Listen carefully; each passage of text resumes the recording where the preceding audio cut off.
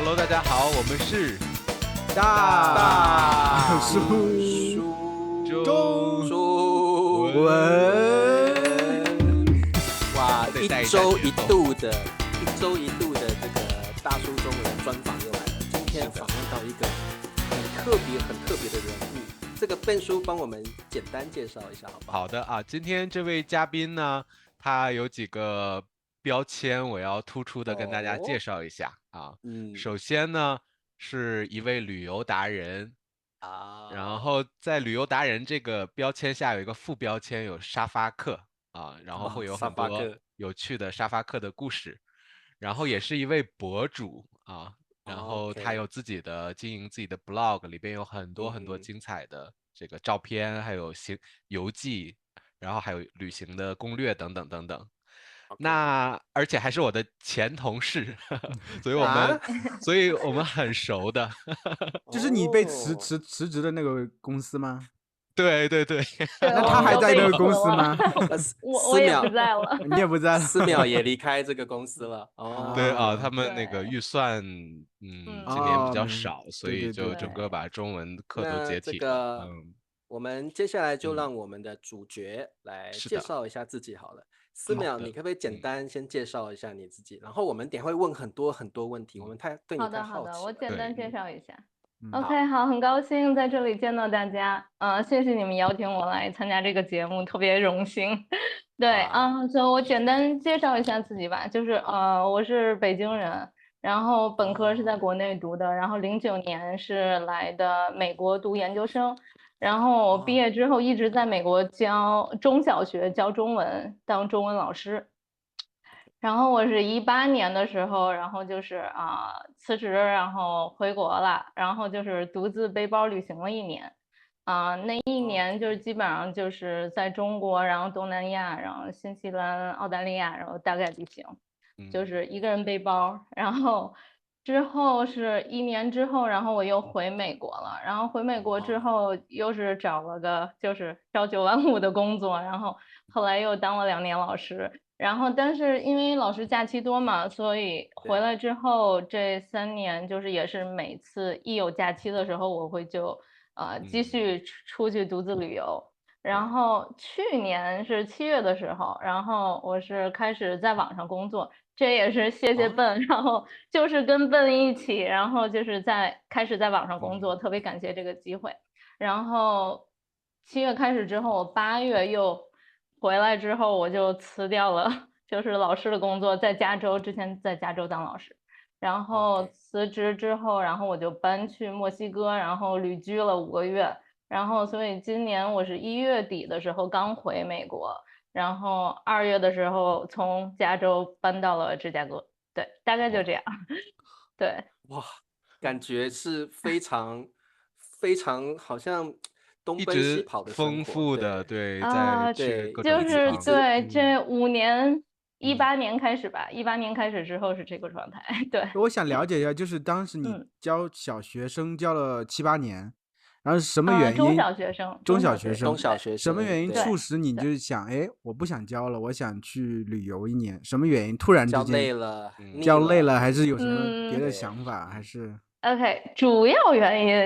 因，这就是一般都是有很多原因的吧，就是生嗯命中对，有的时候有一个突嗯，然的很大的转折，很多时候不是说自己突然决定，而是一些可能嗯，外界的事儿，人生中发生的一些事儿。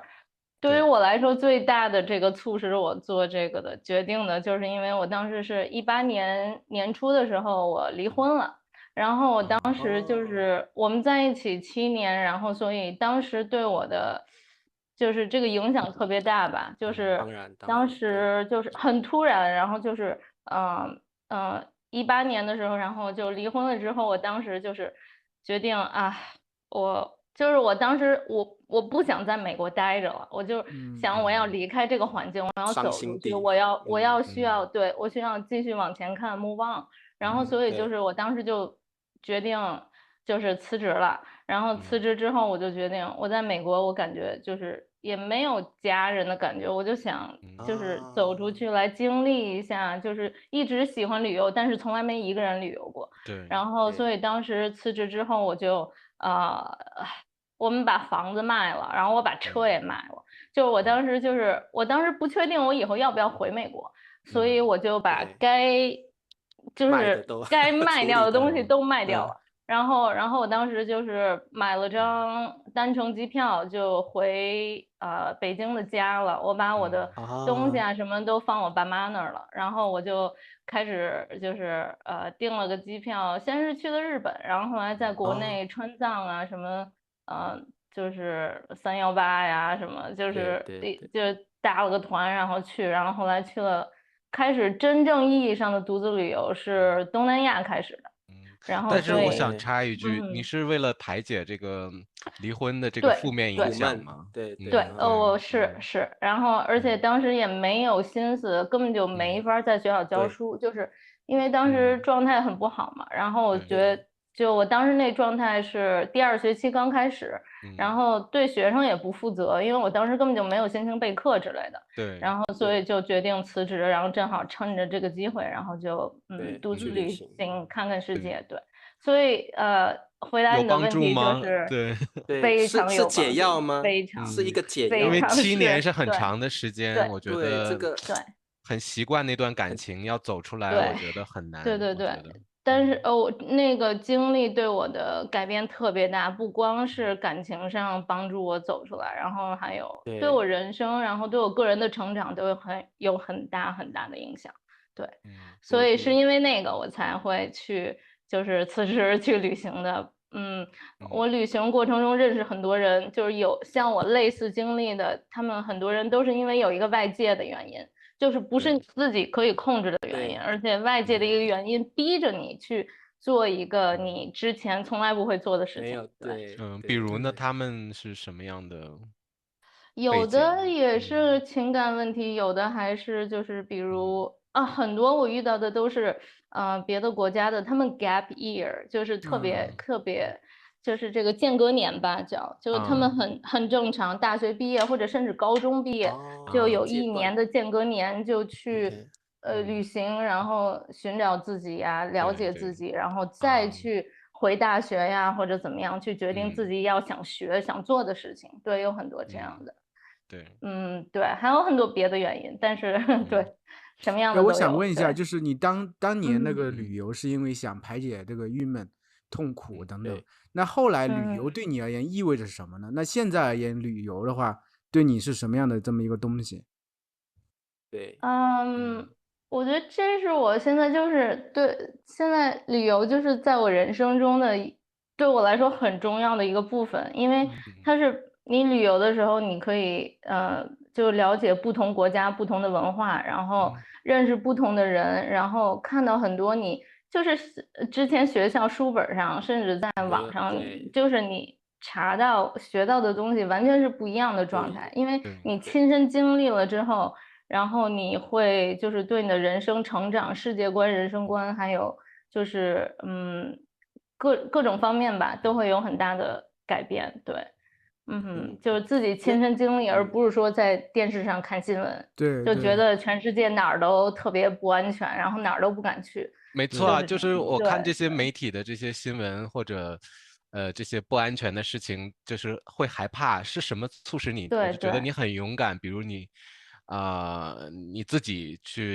旅游开始你还跟其他人，后来你都完全靠自己，而且你自己，我看你又搭车呀，或者是这个沙发客呀，你不会自己没有这种害怕的感觉？不会害怕吗？对啊。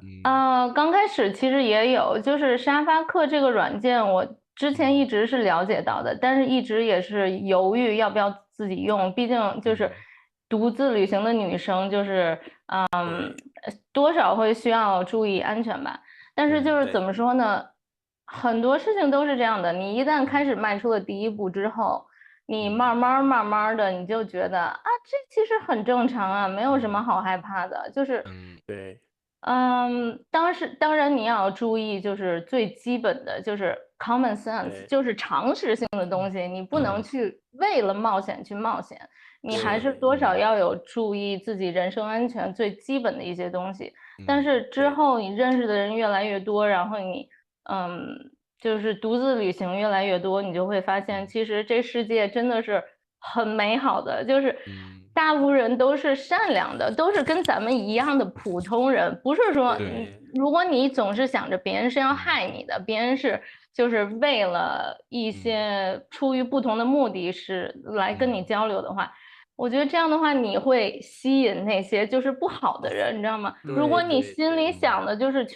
就是大部分人都是善良的，他是为了帮助我跟我交流，然后就跟咱们一样，其实所有人很多人都是你会从帮助别人来得到很多的快乐，我个人是这样的。然后那你为什么会想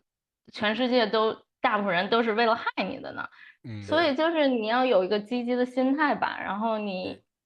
会吸引来相类似的人，对，就是 law of attraction， 对。其实我看了你的博客，我印象特别深刻，就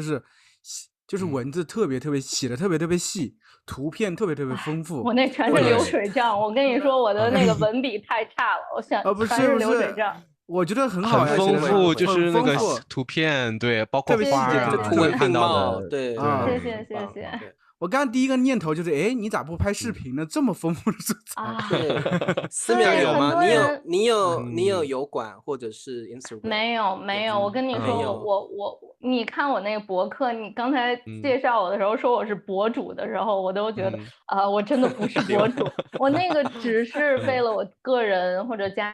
人朋友的纪念，然后我从来没公开过，然后我之前其实那些东西都是我微信，就是从18年开始，然后我是逼着自己，就是因为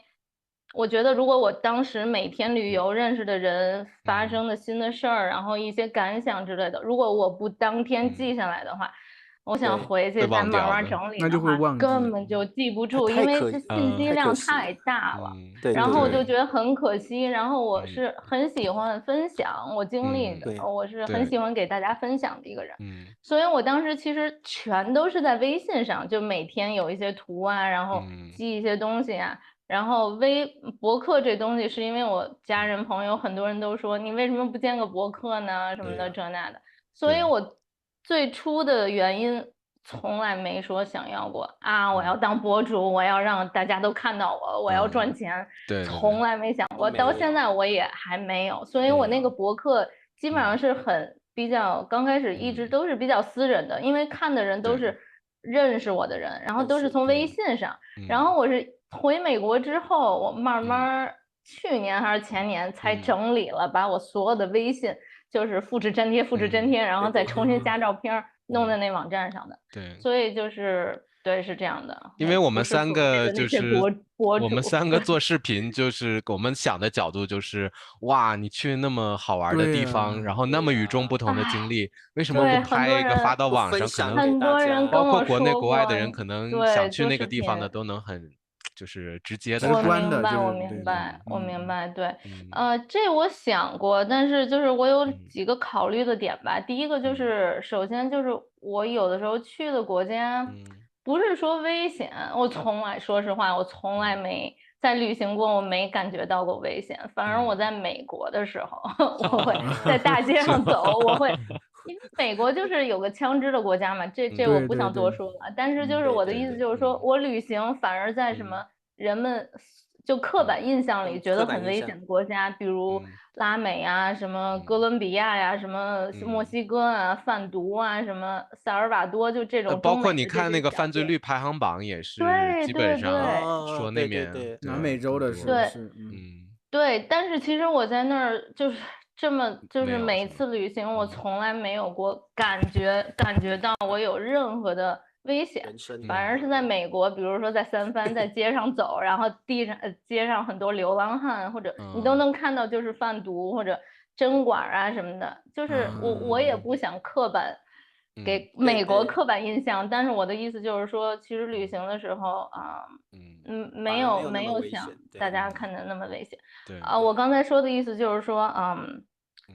虽然说没有那么危险吧，但是有的时候我也要注意安全，我需要到处看，我不想拿着个手机，然后一直在录视频，然后，对，而且我想怎么说呢，我更希望用我的眼睛去，对，就就是理解。感受我的经历吧。然后我不想对一直在手机上啊，在这个社交媒体上或者没错，这种技术上面科技上面的这些东西来，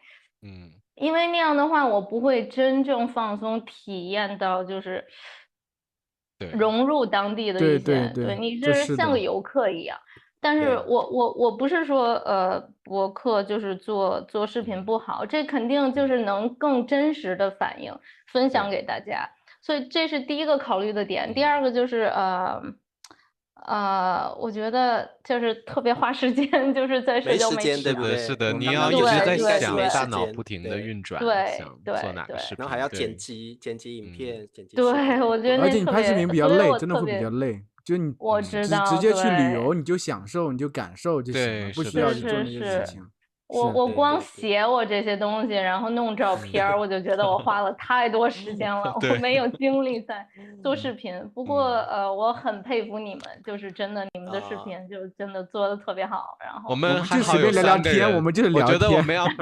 每一个人单打独斗的话，也有一点懒，也是蛮对累的，有对对三个人可对对，能提醒一下，我现在对对，有做是为了另一个外就是，两个人，对，是更有对责任感吧，像一个嗯，小团队一对。样。对是的，是的，对，是的。思淼，我想问一下，就是我们再回好，到源头啊，就是说，好，我想了解一下你的生长背景。你是从小就嗯，在北京长大，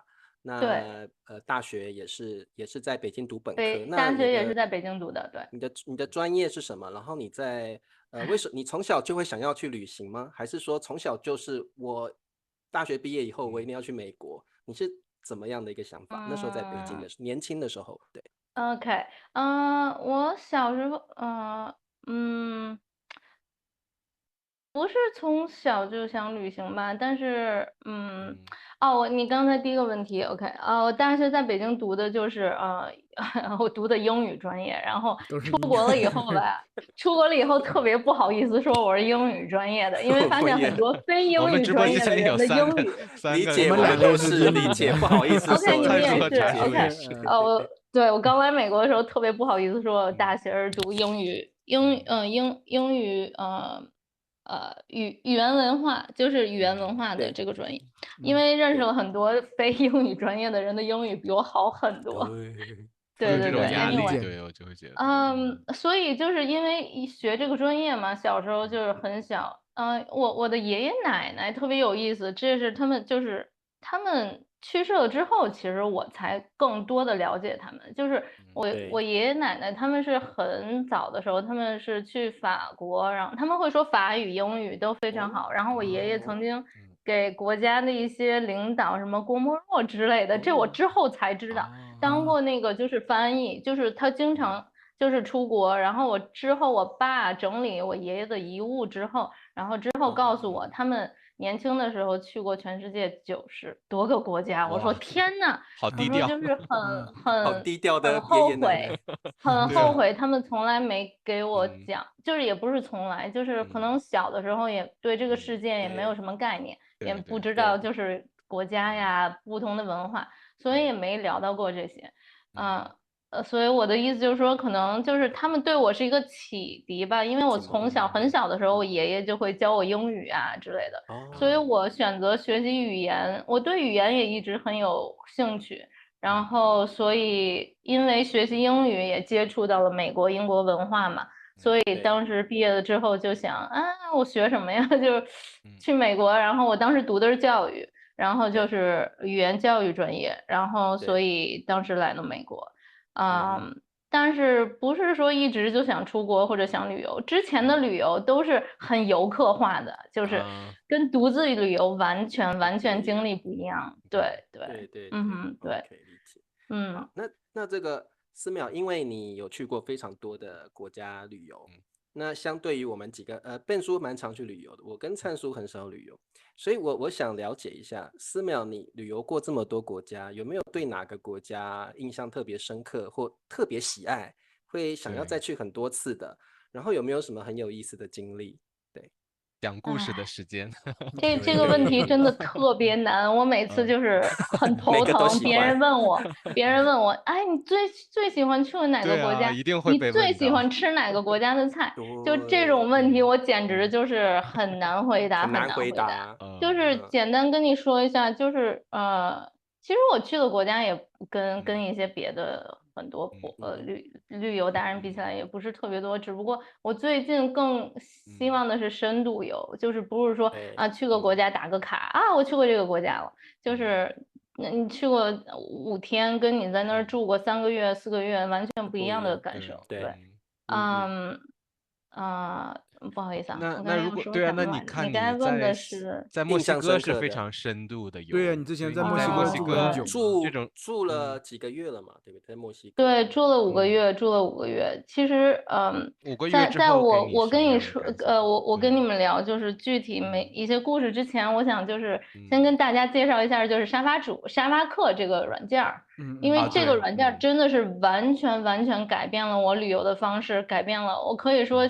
改变了我的人生吧，就怎么说呢？简单介绍一下在思淼说之前，对，因为我觉得我不知道为什么我就是听到沙发客我就觉得是好像口碑不是很好的感觉，这是我的第一印象。为什么？思淼介绍一下这个网站怎么？通过什么不好的？就是有些人会给我讲的一些评价吧，就是有时候是免费的这种沙发客嘛。对。然后我有这个也是女性的朋友，然后去了这个对沙发主的家，然后就觉得可能对方比较想进一步的关系啊，然后就让他感到很不适应，然后可能那个朋友当夜就跑了，就有这种明白。OK， 这我之后可能会说一下吧，但是怎么说呢？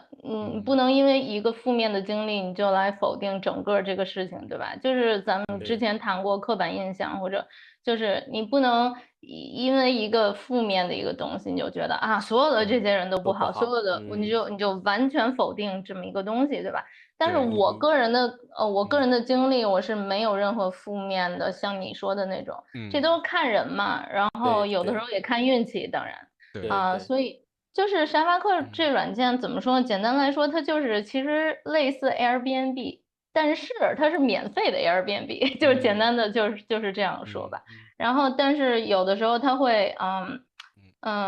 他就是当地人嘛，他会就是来接待你，你可以申请去当地人的家住，然后也有不同的，就是我睡过地铺，然后我也睡过沙发，就是真的是沙发客，在沙发上沙发睡一晚上。然后但是有的人他也会给你单独的房间，有的人甚至我经历过2个沙发主。未曾谋面的沙发主，他们就是人特别好，他把整个房子都就是留给我了，把钥匙留给他们保安或者邻居，然后因为他们出去旅游的时候，然后他们就说我申请的时候他们不在，然后他就说啊没事，我不在的时候你也可以住在这儿，但是这是非常少见的状况，而且对于我来说，其实我用沙发主的主要原因，第一个原因是省钱，确实是省钱，但是我后来发现，其实对于我来说，更重要的是我能看见当地人的生活，他们的生活状态。你不是像一个游客一样去住酒店，你住酒店里你看到的游客也都是跟你一样的住酒店的游客，都是游客，你没法体验到当地人的生活。然后他们有时候会带我就是怎么说呢，这个软件更重要的是文化交流吧，文化语言交流，因为我会对他们的文化或者他们当地人的生活感兴趣，他们有时候也会对比如说他们看我是中国人，然后有的人对中国文化、亚洲文化或者对中文感兴趣，或者有的人看我在美国生活了这么多年，对美国的一些文化感兴趣，所以这是一个文化交流的一个平台。如果你只是说想为了省钱，我不想花钱住旅馆，你来用这个平台，我觉得这不是一个很好的一个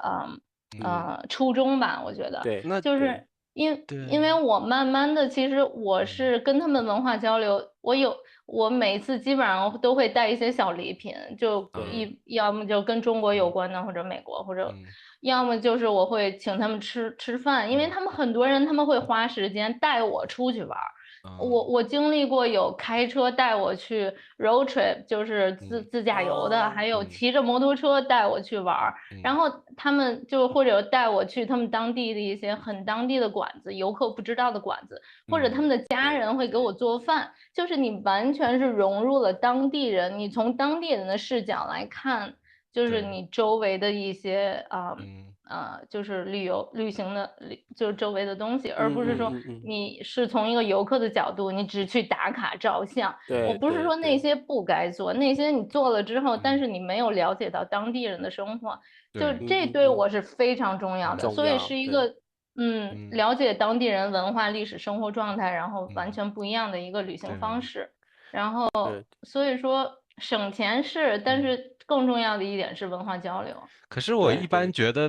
就是一般大众的话，每天的生活都会很忙的，就是有一些鸡毛蒜皮的生活的事要做。那这些沙发客的主人，他们一般是什么样的背景？听起来就是好像很有时间去接待一些客人。也不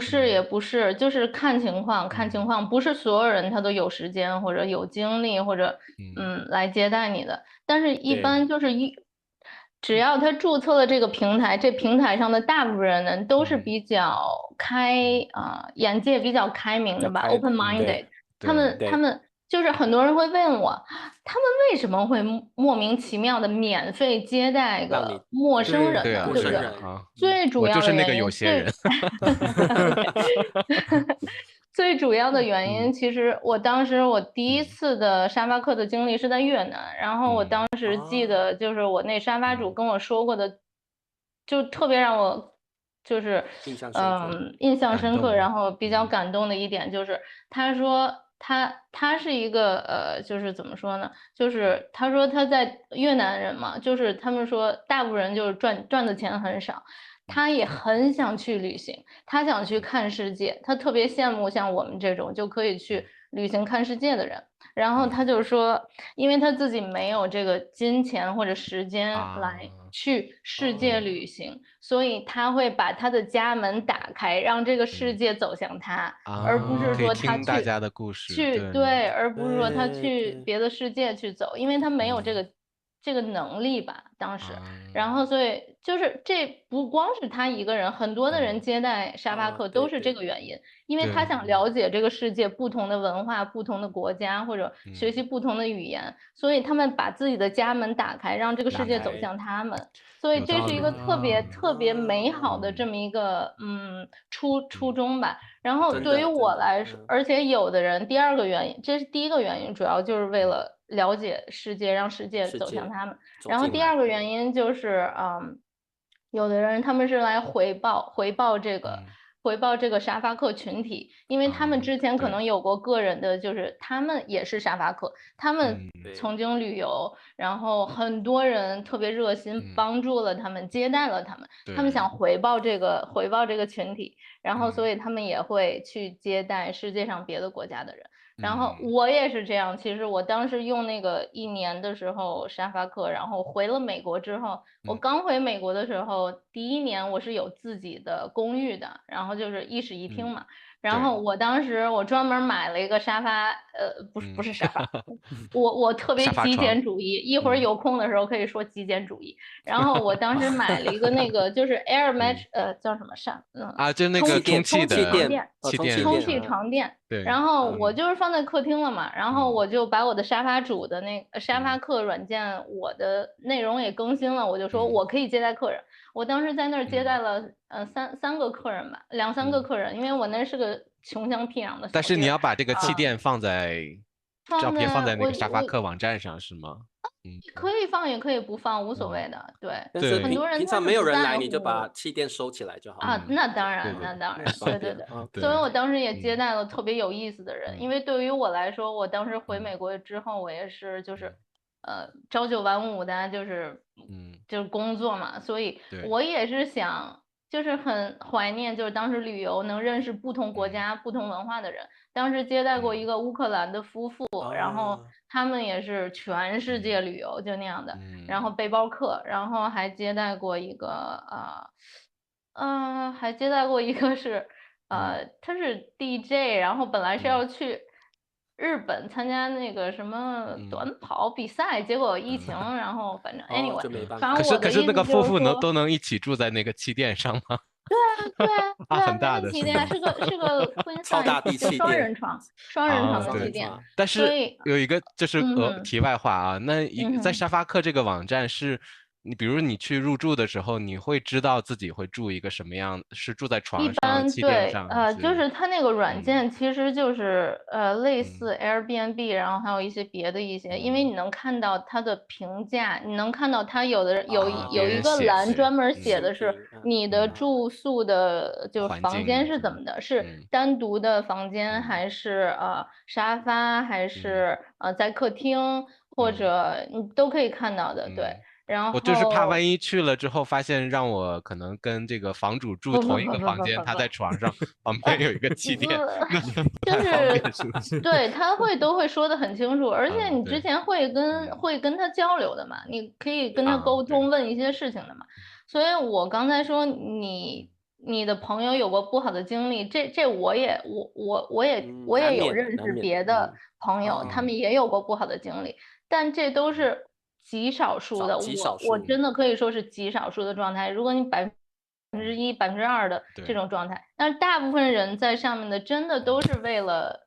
语言交流、文化交流，他们才做这个的。不排除有不好的人有其他的想法，你在哪儿哪个平台都不是可以避免的，对吧？但是起码就是在那上面，你可以看到他们之前住在过他们家的人的评价，那些人你也可以点进去，那都是真实的人，他不是一个像那个假的评价之类的，你知道吧？所以是双方都看过了对方的资料了之后，你确定你才会跟他住，不是说有人逼你去，就是你是自己选择的，都是你自己的选择。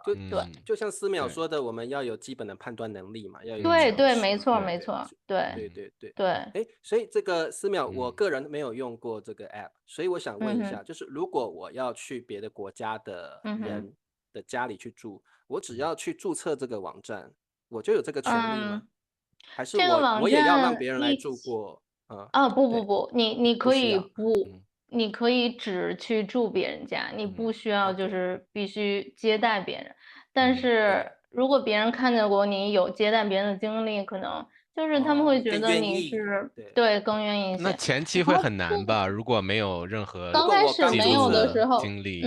对，这是个很好的问题。你如果像我第一次的时候，那我没有任何的评价，就跟你找工作似的，很多工作说你必须有3年经历、1年经历，那你刚大学毕业生，你哪有工作经历？如果我是主人，我也可能就觉得，哎，对他们也会有一些，对，所以但是你可以让你的朋友或者别的沙发客，就是有很多经历的沙发客，可以给你写 personal reference， 就是个人的推荐，就是这样的话，如果他看见那个，他也会比你零个经验就好一些。对，然后怎么说呢？就是我是很喜欢这个软件的，但是我也不是说这个软件适用所有的人。就是如果你是一个家庭，你拖家带口的，带着小孩的，这肯定很难。大家不愿意。这一般都是他单独的独自旅行的人比较好找，女性比较好找。我不是说是因为男性会有，对，这是一个事实。事实就是因为很多女的沙发主，像我似的。其实我是不在乎的，我接待过男性的沙发客，我是对性别啊没有什么偏向的，但是那上面你可以选择你 prefer， 就是你更倾向于接待男沙发客或女沙发客，就是很多人沙发主他会出于安全的考虑，所以女沙发主她是倾向接待女沙发客的。明白了，对对。然后男沙发客，很多人也是倾向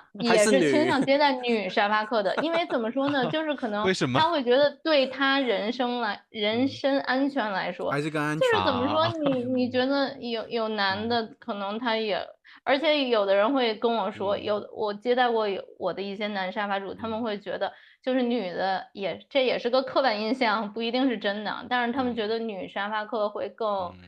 就是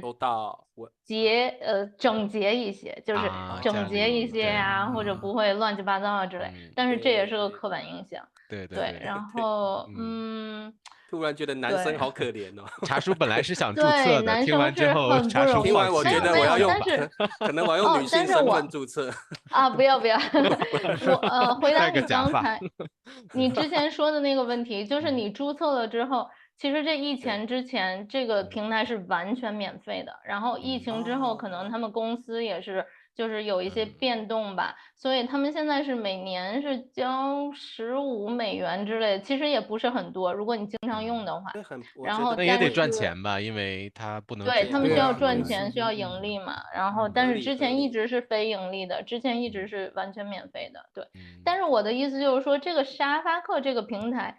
很多人他用这个平台，他不一定是去住别人家的 ，OK， 因为他还有另外两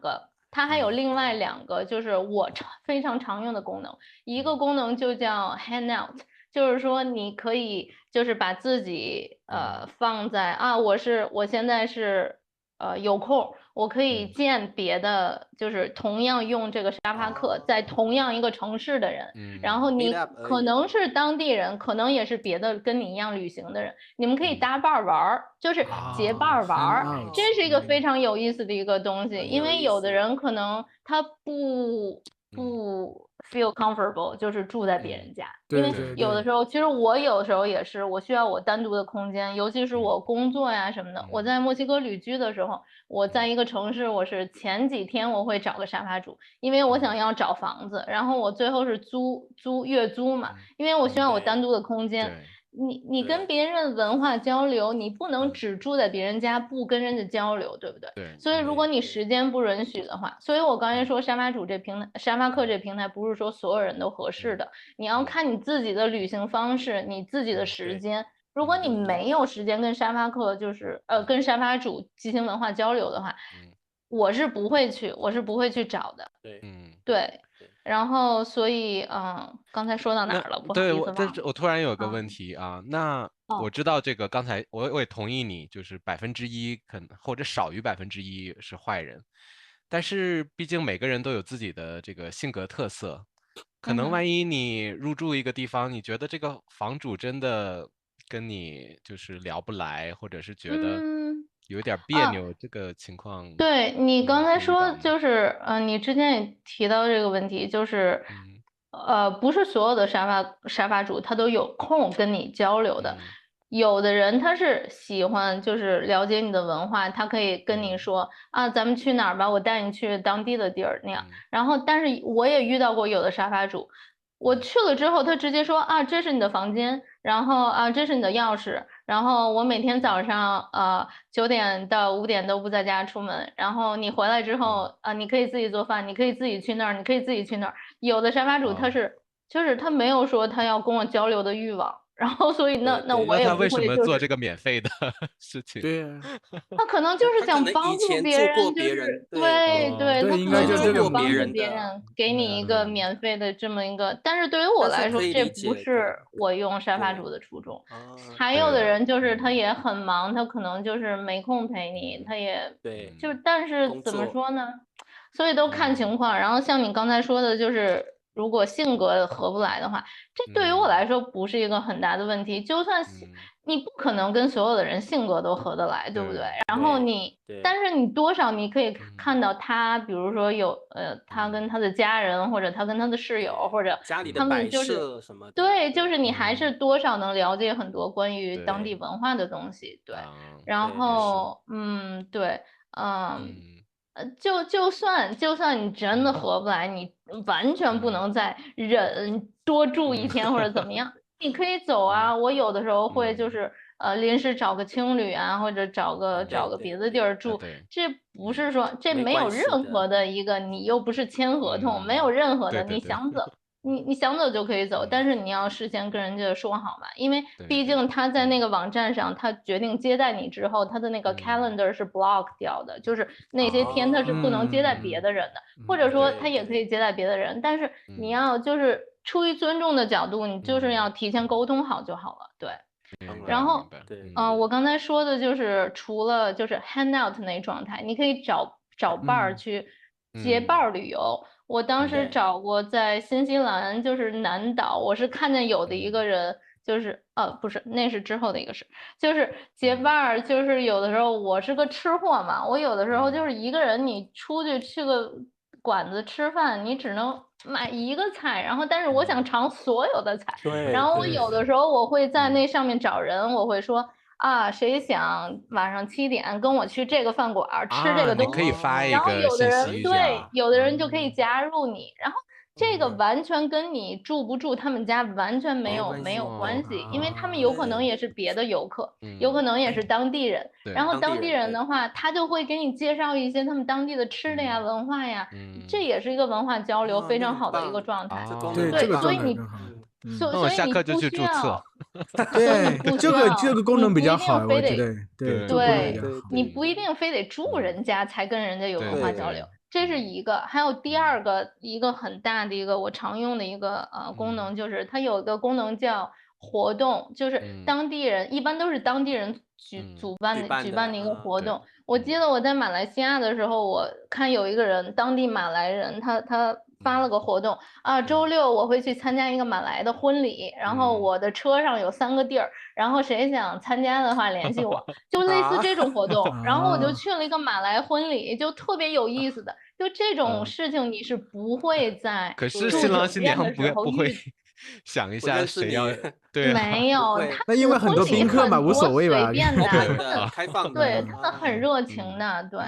然后还有一个我刚才说的新西兰的那个，就是我当时去新西兰之前，我完全不知道，我完全没做任何攻略，但是我只知道交通肯定是个问题，我没有车，然后我也不想一个人租车，就觉得开一个岛，然后一个人租车很无聊。然后去的2天之前，我在那上面看有另外一个游客发布了一个信息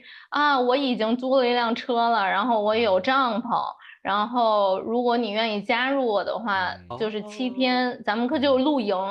那样。所以我看到那个，我就是加入他了，我自己也不用租个车，但是我们是要平摊油费啊，各种费用的。对。然后我当时到了之后，买了个睡袋就加入他了。然后就是因为我们的行程是差不多的7天，然后所以就类似这种。然后，但是这个是一个比较少有的这么一个。就是别人发布的这么一个活动，因为大部分都是当地人发布一个活动，然后来参加我的生日派对啊，或者去一个饭馆，比如说大家去这个饭馆，或者说去参加去逛一个博物馆啊，或者有一个免费的walking tour， 就是徒步城市游啊之类的，对，就很多这种的很有意思。很有意思的文化体验，对，所以我的意思就是说，你不一定非得要住别人家，对，它还有很多不同类型的活动，我觉得蛮有意思。对，我好像在你的这个部落格有看到那个，你还去看狗是不是？去人家家里看狗。这个是最近的事情，这个是我回美国。不，这是我回美国之后2月2个月前才开始的。这最初也是我在沙发客上认识的人介绍给我的这么一个东西。这个软件是一个网站叫 House Sitting。House Sitting 我不知道中文怎么说，反正简单的就是说你主要是去给人家看家看宠物的，浇花什么的吗？或者是看宠物？就看情况，但是。最大的他们是为了要帮助他们照顾宠物的，然后但是你可以住在他们家，他们一般都是这个跟沙发客有很多共同点，但是不同的就是你住在那儿的时候，那就是你一个人，他的沙发就是他的房主，因为他们去旅游去了，去出门了，对，或者他们去别的地儿了，但是他们需要，他们不放心他们自己的宠物在家留在家，然后大部分都是狗，猫也有，但是还有鱼，还有什么羊啊，我还有朋友在那个新西兰还是澳大利亚，在农场上还照顾过那个草泥马，叫什么羊驼，然后或者就什么都有，马什么都有。但是城市里呢，一般就是这是一个太有意思，全世界的 APP 吗？好多国家都用这个，这是全世界的，这叫 House Sitting， 对 ，House Sitting， 哦 ，OK， 对，茶叔眼睛都亮了，因为茶叔超爱宠物。对，但是就是 House Sitting 它有不同的平台，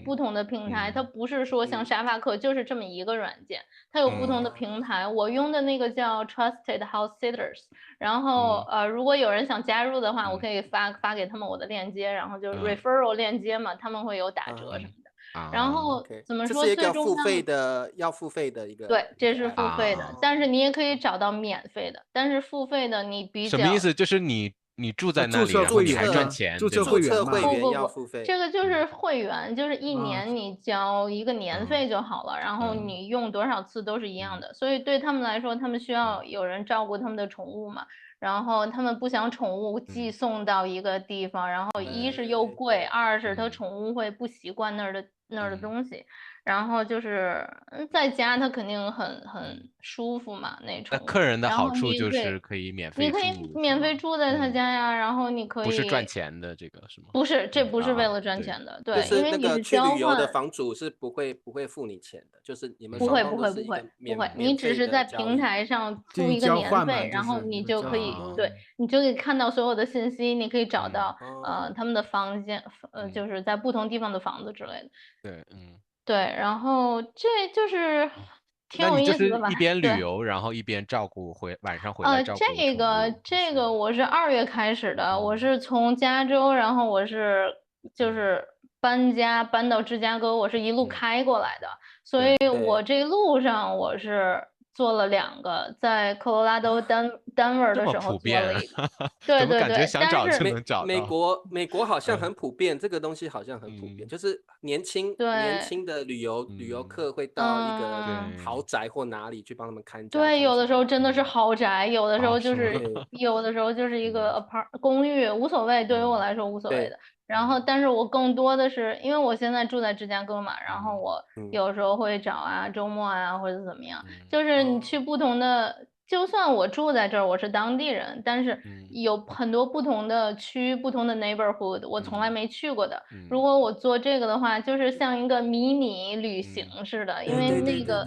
对你其实你自己的城市有的时候你也需要去，你不需要真的非要出国呀，或者去别的地方旅游。你在自己的城市，你也有很多地方你从来没去过的。我直到24岁的时候，我才第一次进故宫，我都很不好意思说这事儿，因为我是北京人，故宫离我家就几公里，然后我是第一次，是因为我带我一个美国朋友，他去北京旅游的时候住我家，我才第一次去故宫。我的意思就是说，北京你自己的家乡很多地儿其实你都没去过的，所以你用这个也可以。本地的话一般不怎么会去，对你就会觉得反正就在那儿，一直在那儿，我什么时候去都行。但是这种伪旅行，我觉得非常有意思。就是说，你到一个别人的家里面，然后如果你是个爱宠物的人，照顾宠物，然后你住在一个，其实也是看看那个当地他怎么摆设他的家里，怎么布置他的家里。对，不一样的体验了，对，不一样。那可能是爱八卦的人看看，对，真的，你会看到很多会，然后会拍照，就是说，这个是有钱人的豪宅，拍一下，可能还可以去他们那个游泳池，说不定他们游泳池。有的人真的有游泳池，真的有。我有朋友就介绍我这个软件的一对夫妻，他们是辞职了之后去欧洲，他们把他们下几个月的就是这个 house sitting 的家都找到了，然后有的时候是很长时间，1个月或者怎么样。所以他们就完全不用找酒店或者住，对，对，对，很有意思。欧洲也有呗，这个意思就是说全世全界球的眼睛发光了，全球Ben。突然感觉你没有省了一大笔钱呢。我觉得思邈你这种旅行方式，Ben叔他好像没有体验过，因为没有 Ben 叔体验都是属于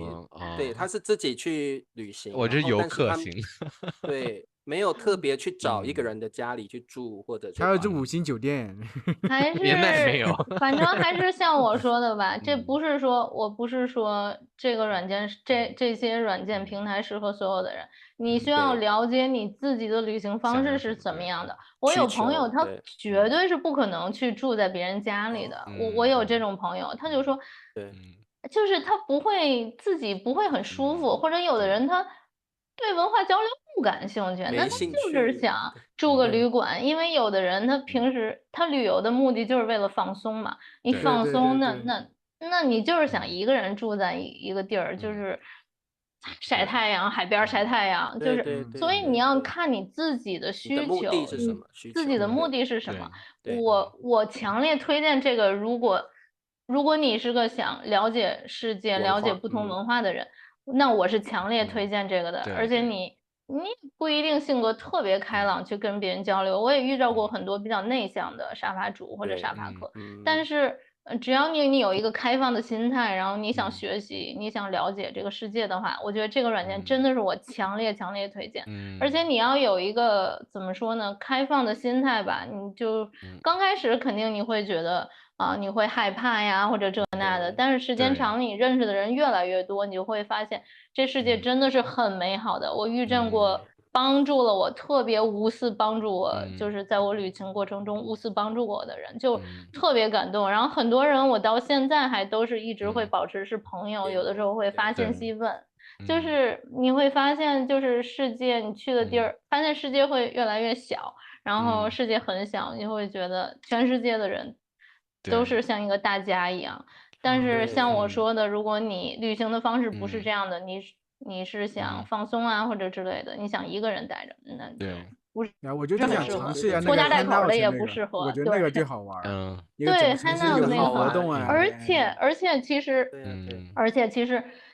我现在在芝加哥的时候，我也会参加那些，因为你会认识到别的，芝加哥是个很国际化的大都市嘛，所以我也会认识到就是别的来芝加哥旅行的人，就是全世界的人，不同国家、不同地区的人，你也可以继续在你所住的地方来了解到别的国家的文化。然后你也可以，我甚至还在墨西哥的时候，我在一个地儿，我自己办了一个，我自己发布了一个，举办了一个活动，然后很多当地的墨西哥人来参加，所以那也是一个很有意思的经历。对，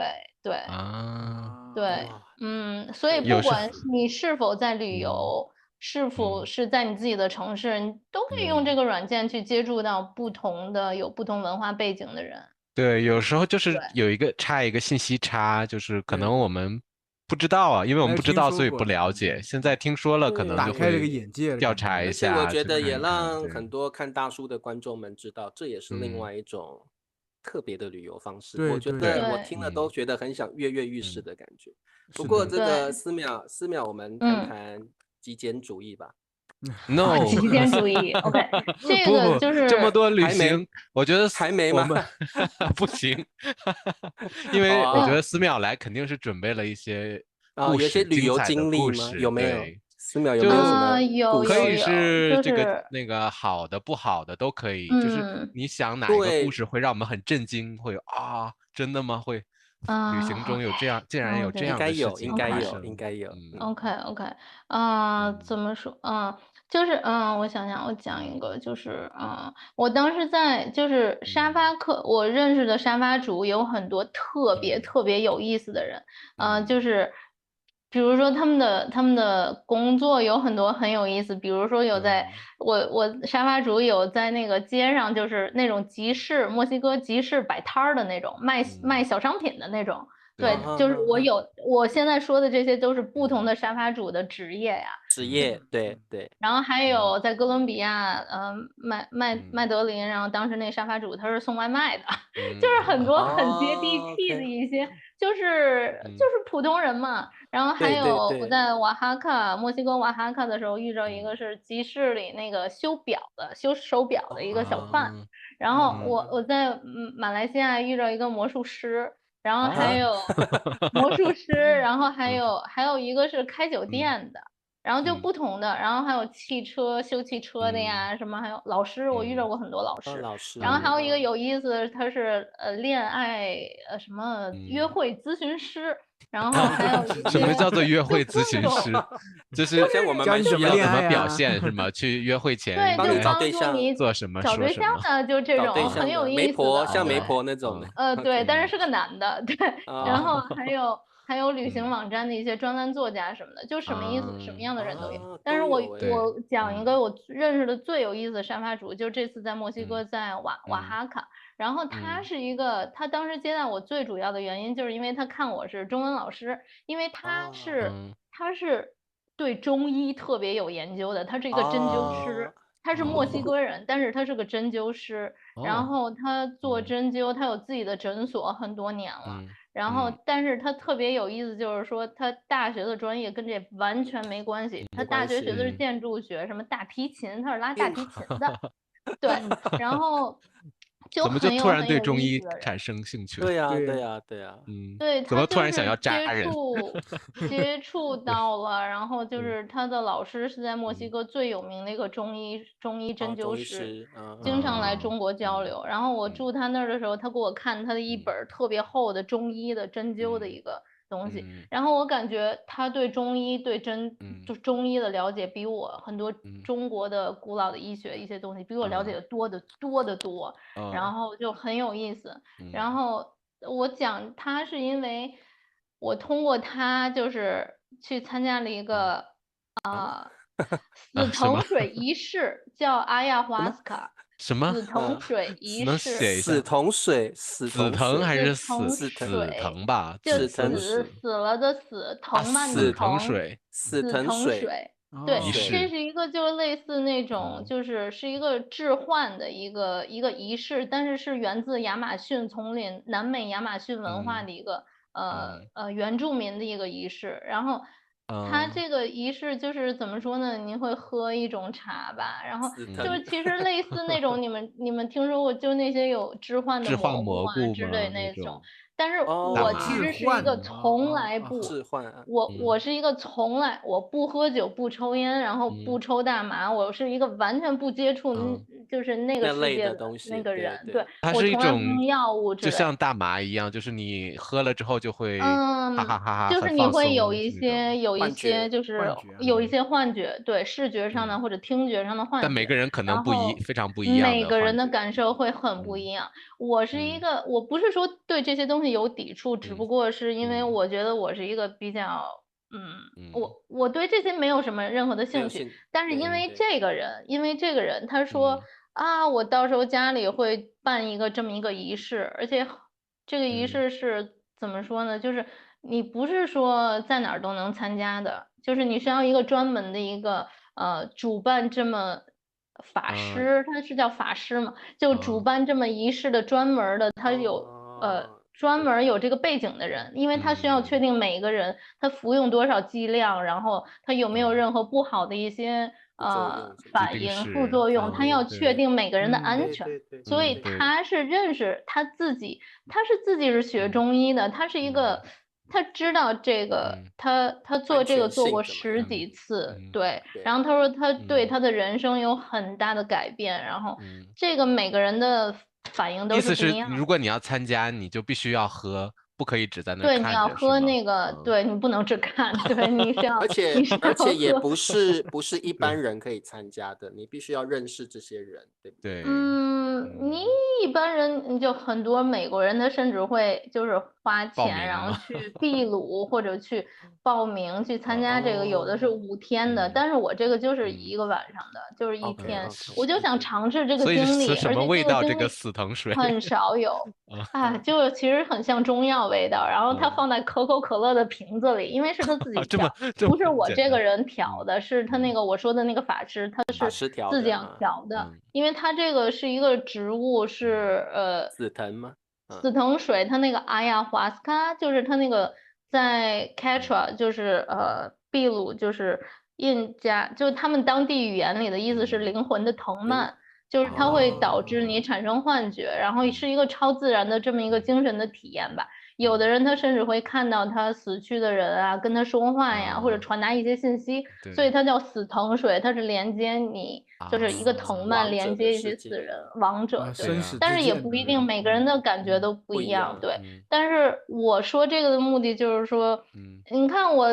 找了个沙发主，完全不知道我会有任何之后有任何的这么一个经历，但是很多时候我现在都完全不做攻略了，我就如果找个当地人，我就当地人推荐我去哪儿我就去哪儿，就是你会有很当地的一些，或者像这种完全意想不到的经历，因为我是不会去自己会主动找这种东西的，但是正好他就说啊，我家会举办这个，我又很相信他是医生嘛，毕竟他是做中医的，我是很相信他的，我不是说莫名其妙去一个不认识的人或者做这些东西。所以我们漏掉了一个重点，你看见了什么？你喝完这个之后产生了什么幻觉？我刚刚都在想说，怎么说呢？就是喝了看到什么？每个人的经历真的不一样。然后我觉得我是一个。我是相信科学的人，所以你没有幻觉，所以我不是说没有幻觉，但是我的幻觉不是视觉上的，就是我当时并没有像我之前认识很多朋友都做过这个，然后他们会跟我说他们看见了很多奇特的东西啊，或者完全你就是很意想不到的东西，或者奇怪的生物啊，或者一些图形啊之类的。对于我来说，我们没有看见那些，然后但是听觉上的它会放音乐，然后听觉上的那个声效对于我来说是一个特别美好的一个体验，就是当时我会听见那个音乐，我会流泪啊，或者我会有的时候会特别开心，然后就是我也会想到以前的一些事情，但是对于我来说可能这个经验是很有意思的。那其他的人就坐在地上就。有的人会吐得很厉害，就是有的人他每个人，因为他其实是一个清理你身体的这么一个过程，有的人他可能会反应会比较大，有的人我们当时屋里有一个人他一直在吐，而且是那种吐的感觉就是肺都要吐，就是内脏都要吐出来的那种。然后但是他在那个状态的时候，你就是美妙的音乐，是吗？对，吐到你身上你也不知道。不，那我会知道的。但是反正我去厕所，中途去上厕所的时候，我会看到地上的那个地砖，就是方方正正的地砖，它会开始转，然后那是我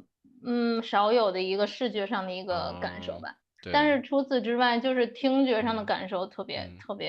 深刻。对，那大家就是都不说话，就自己在那儿感受自己的事情。对，然后每个人会看到的不一样。之后有一个女孩说，她真的是看到了她死去的外婆啊之类的，会跟她说话之类的。然后我的沙发主说，他做过这个10几次，他每次的经历都不一样。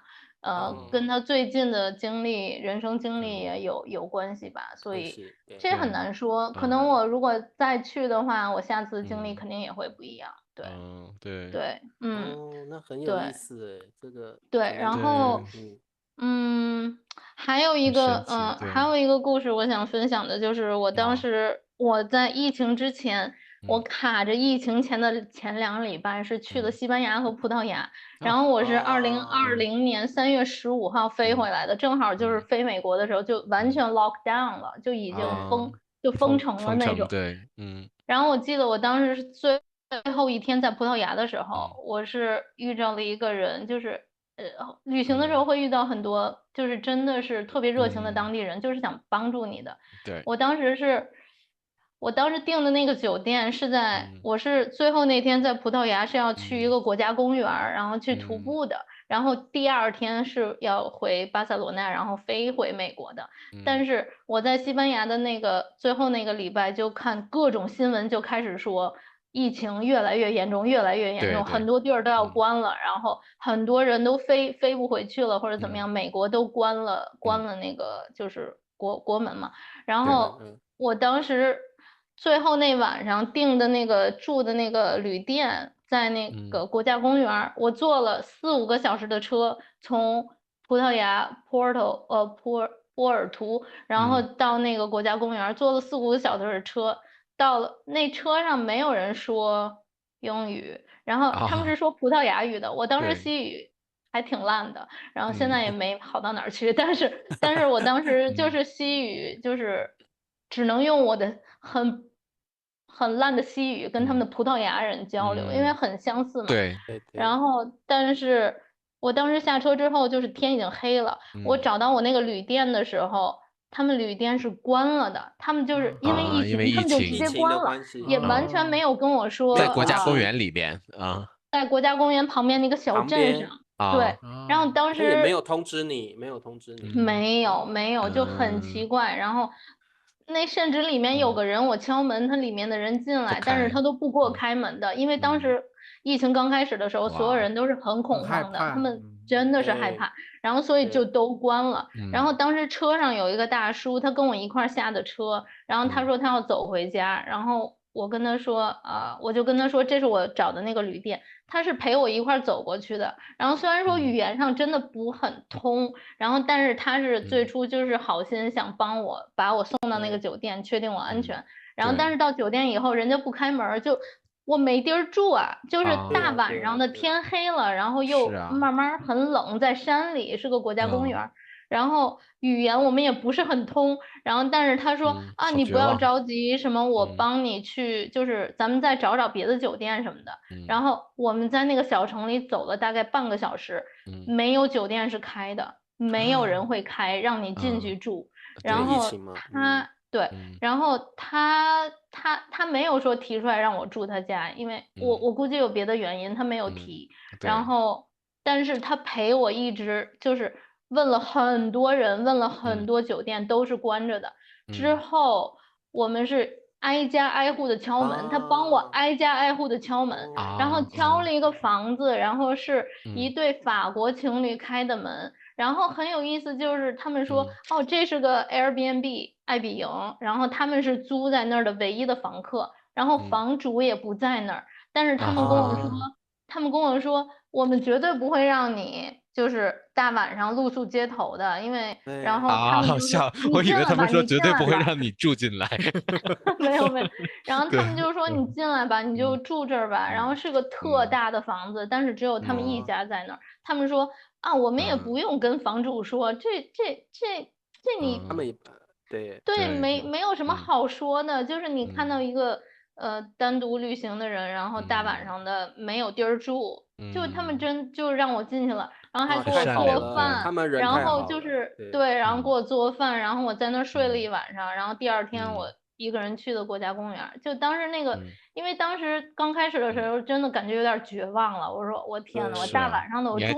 然后疫情没有人会让你住的，酒店都不开，更别说你莫名其妙的进别人家，人家让你住，而且我还是个亚洲人，刚开始人家都知道这对，你介绍的时候也得说我是中国的，对。对呀，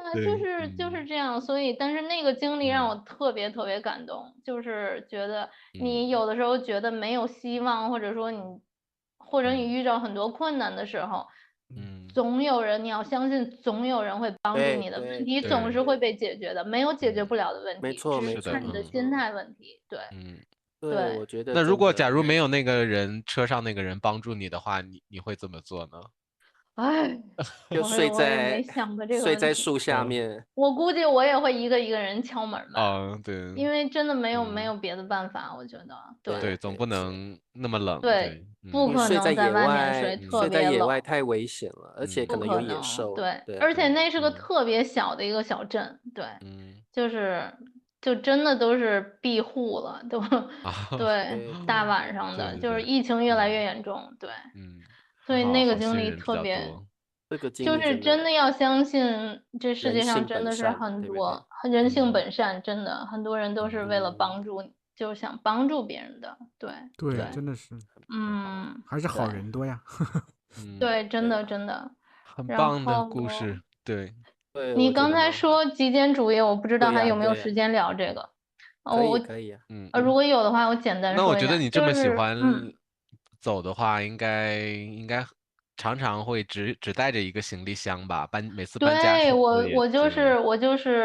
从18年开始，那一年我就是背包，我就是一个双肩背，然后但是很大，是很大的那种双肩背，但是是可以不用托运的，就是可以放在飞机上面的那种。所以连旅行箱带轮子的旅行箱都不用，不就双肩包。我现在完全不用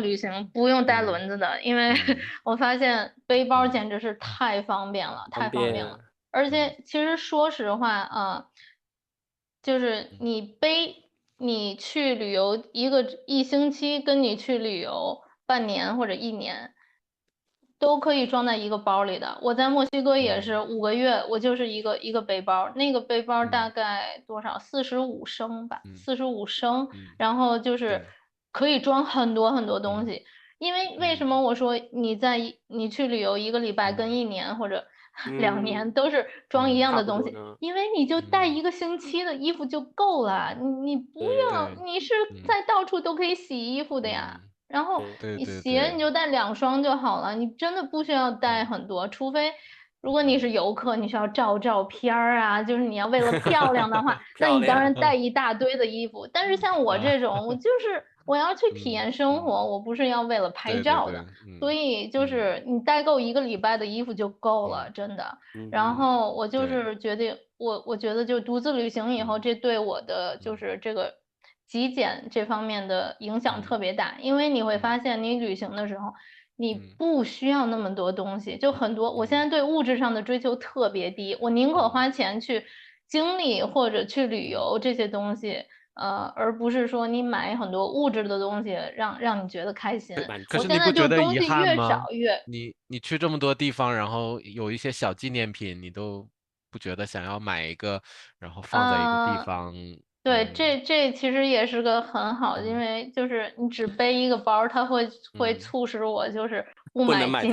纪念品。对，不会，对，而且就是我买那么多纪念品，我放哪儿？因为我现在都没有个自己所谓的家，就这种的房子的感觉。但是我会买像这个，就是耳环，就是在墨西哥买的。我会买特别小、特别小、特别轻的东西，对，方便携带。对。但是极简主义就是怎么说呢？不是说极简主义就是你东西特别少，或者确实东西少，但是我是更希望就是少，但是你要买质量好的东西。我宁可买一个，比如说我那个背包就是有点贵，但是质量很好，你可以持续很多年，很耐用。你不要买就是很质量很差的东西。然后你买了，你又得换，对吧？然后，但是极简主义就对于不光是物质上的，你就是你选择少了之后，你会对你的头脑就是这种精神是一种清理，就是你不会花很多时间去想我今天应该穿这个还是穿这个，因为我只带5件衣服，我就1、2、3、4、5换就好了，我不用花时间去想我到底要穿哪个，我到底要用哪个，我要带哪个包。就对你的人生或者你的是一个净化吧，算是就是简化净化。对，简化就是少，其实就是简单了以后，你的人生也会简单很多，你不需要花很多时间去想很多东西，可能会限制你东西太多，想要搬到哪去哪里，时间拿去思考更重要的事情，或者去体验更宝贵的经验，那还对，我觉得更就是你会发现你不需要很多物质上的东西。如果我旅行1年，我可以一个背包就够了，那我为什么要去买那么多衣服？因为有的人你看看你自己，每个人看看你自己衣柜里，你常穿的那些衣服可能就是那么几件，但是你会摆一大堆衣服，你要穿的可能就是20%的，有一个rule就是20%、80%，就你很多东西其实你常用的。常看的就是20%的东西，对，所以那干脆就扔掉撇80%的东西就够了。对对，所以还好我们男生是没有，男生买衣服比较少，我们没有这样的焦虑。对对，就是对也扔也比较容易，我觉得。对啊，对，没什么可扔的嘛，就那么几件翻来覆去。对啊，扔了就没得穿了。思淼，我问你最后一个问题哦，就是你现在住在芝加哥嘛？那你对未来这几年有没有什么打算？还是说就是随波逐流？你觉得未来这几年你会怎么去想？因为这个状态的话，对，你是想还持续多久，还是继续旅行，还是你想定下来？对，还是你我是怎么说呢？我发现我是30岁之后才开始做20多岁就是的事情做的事情。对，所以我现在还是挺享受我现在生活状态的，因为而且我又说就是极简主义，我对物质上没有什么很高的要求，不像我很多朋友，他们真的是他们就是想赚大钱，他们就是想赚很多钱。然后我不是说我当然也会尊重就不同的人不同的人生方式，如果赚很多钱买很多东西能让他们觉得更快乐，那当然为什么不呢？对不对？但是对于我来说，钱不是最重要的。然后我宁愿我的时间，我觉得更重要。如果我有很多的时间，我觉得我是可以去经历这个世界，经历学习更多的不同的文化什么的。我觉得我是富有的，不是说钱上面富有的，但是我觉得我的人生是富有的，是丰富的。所以我宁愿就是有更多的时间来旅行。然后我现在就是在网上教中文嘛，然后之前跟笨的那个工作也就是没有了，然后但是我从现在之后，就自从去年之后，我就完全不想完全不想找一个就是你要天天去办公室或者在学校的工作了，因为我觉得那会限制我对旅游的追逐吧，因为之前只能是在寒暑假会有学校的假期才能去旅行但是现在我就想做一个怎么说呢，就是没有一个固定地点的，因为如果我在网上工作的话，我可以在哪儿都可以在网上工作，对，有网就行，有网就行，对。所以我近几年我也没有什么特别大的计划，但是我是打算就是我只会想在网上工作，我不想去找任何就你需要去办公室的工作。然后这样的话，就是我也可以去不同的地方旅游啊。但是我现在是，暂时是在芝加哥，算是有个 home base，就是住在这儿。然后，但是我想旅游的时候，我就可以去啊，或者 road trip，或者自驾游啊，或者就类似的。对，我甚至还会想过搬去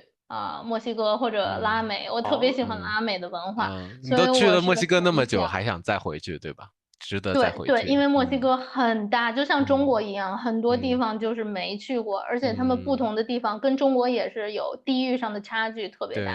文化、地域、美食上的，就是每个地儿就像一个很小的迷你的国家一样。所以我是很想，我不会想在美国就是住到老，因为我还是想就是去第3个国家，别的国家去体验一下长期住。对，去经历一下。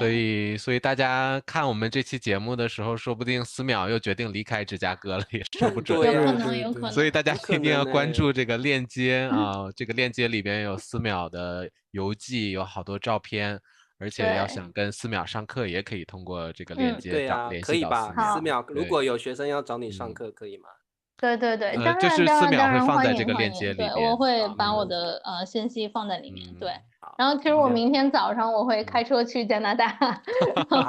所以就是转到今天来录，因为对，原来如此，对，也是临时决定的。对，临时决定去加拿大，就上个礼拜才决定的。对，所以我是比较享受这种在网上工作，然后可以没有地点限制的这么一个状态。对，因为跟我们都是电子游牧民族嘛，都一样。对，游牧，对，数字游民，对。对，我觉得很好。今天邀请到思淼，我觉得也给各位观众一个不同的旅游方式。每个旅游方式都很有趣，不过思淼这种背包客、背包族的方式，我觉得我觉得也可以体验到另外一种旅行的美，我觉得很好。所以给我打开了新各位的世界，我觉对，得变叔你试试看吧，变叔你试我试看，想研我觉得蛮究研究，有意思真的很有兴趣。对，很有意对，思。我觉得非常好，因为一般人还是会用传统的旅游方式嘛，但是这种背包客的方式，我觉得很特别，很有意思，而且听4秒讲很有趣耶，哇，让人家跃跃欲试真的是很有趣，就是我很开眼，很开眼界，而且最重要的是，就是你接触到的来自不同的文化的就是人越来越多，然后你了解到他们的生活方式，我是越来越感恩，就是特别感恩我所有的，就是你不会再去抱怨你的生活有什么不满啊，或者啊我今天啊累啊，或者哎呀就很小的事情，现在根本就看起来不算什么，因为我去过很多地方，他们饮水都是个问题，然后他们就饮水啊或者教育，很多小孩他们就在街上卖东西的或者要钱的，因为他们没有很好的资源去接受教育，然后就是你会看到这个世界上真的有很多人活的在一个贫穷线以下，他们每天有的真的他们的每天的收入就是1美元2美元这样的，但是反而你会看到像这些国家比较穷的国家，比如说拉美一些国家或者东南亚亚洲那个不对东南亚泰国呀越南，他们很多人看起来很开心的，就是钱不是一个衡量你幸福的标准，然后因为钱它有很多研究嘛，你钱到达了一定就有一个天花板，到了一个线，超过那个你再赚再多的钱，它不一定会跟你的幸福感成正比，所以就是你会感觉啊这些人他们有这么少物质上的东西，但是反而他们精神上的或者他们看起来很快乐，他们跟家人在一起啊就很快乐，小孩在地上玩土都看起来很快乐，就是你会有不一样的视角来看这个世界，所以我是很感恩，就是我有任何生活上在遇到什么困难啊或者之类的，我会想想就是你看人家他们怎么活下来的，就是你不会再去抱怨，为一些很小的事情去抱怨，你会自己也变得快乐，就是更快乐一些，你会更有满足感，对，真的对，太有意思了，太棒了，对，我觉得这个真的很棒，因为真的很多人的物质水平没有那么高，但是他们却很开心。一个小玩沙玩土都比你玩玩具还要开心，所以真的，而且对，而且反而那些就是他自己是物质上拥有很少的人，他反而会就是更无私的帮助你，就是我去过一些就是当地家，他们家就是挺穷的，但是他反而他会接待你，他会把他家一个房间腾出来给你住，他们几个人挤在一个房间，或者说他们会给你做饭，做他们就是家里觉得能买到的肉啊或者之类的，就最好的东西，所以我真的是很感恩，所以我当沙发客，我很多时候我是会主动帮他们买一些东西啊，或者买一些帮他们收拾房子，有时候我会就是或者就是怎么说呢，就是我会以不同的，就是因为人家接待你对你好，所以我也想去回报他，我不是说对，如果你只是要为了找一个免费的地方的住，我不建议你用这个，你要有一个心态，你是想跟他们有文化交流，你是想抱着一个感恩的心去的，这是最重要的，对，对，来我觉得今天都不需要茶树结尾了，我觉得已经太棒了已经升华了，4秒也把我们升华了，我们再说什么都对，已经都是多余的了，因为这个，我觉得这就是旅游的一个境界嘛，你真的体会到人性真的是善良的，然后你体会到对方的环境没那么好，却很快乐，重新定义了你对幸福的感受，所以我觉得这个是旅行的一个境界。也是我们应该要去感受的部分，我觉得太棒了啊！对，哇，太棒了！4秒，不好意思，我最后再加一点，就是我最深的感受就是，真的很多人很多时候你是道听途说，你听别人的经历，你看新闻大部分新闻都是负面的，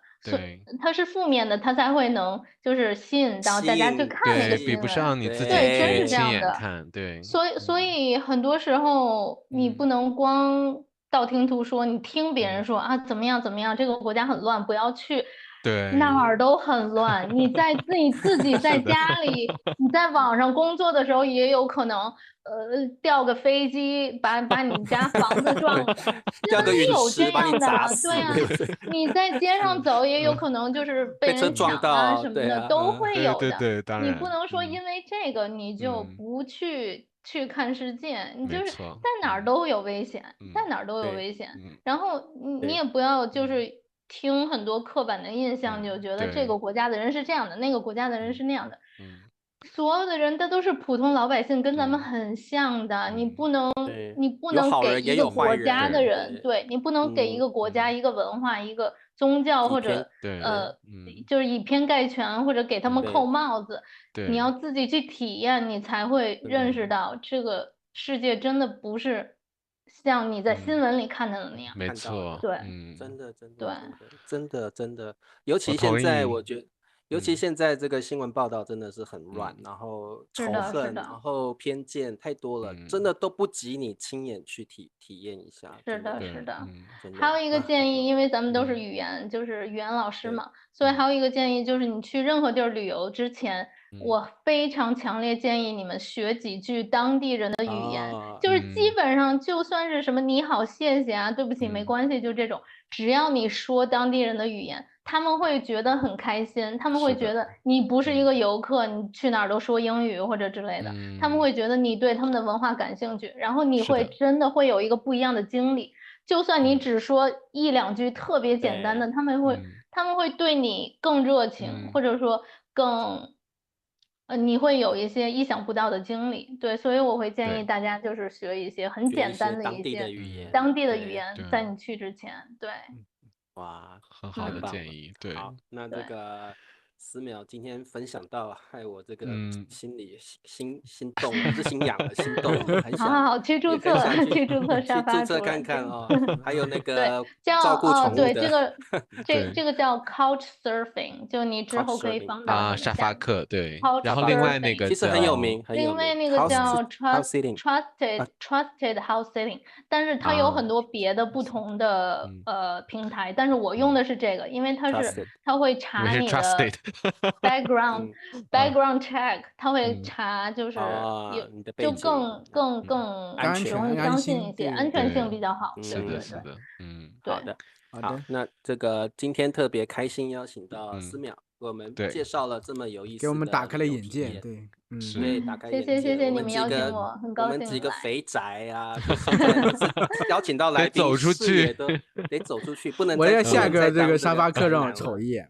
对，我们要注册看看哦。好，那这个今天谢谢思邈。我们好，谢谢你们，谢谢你们邀请我来，一定要邀请你再来啊！好的，那我们今天的节目就到这喽，谢谢。好，谢谢大家，再见喽，大家好，我们下次见。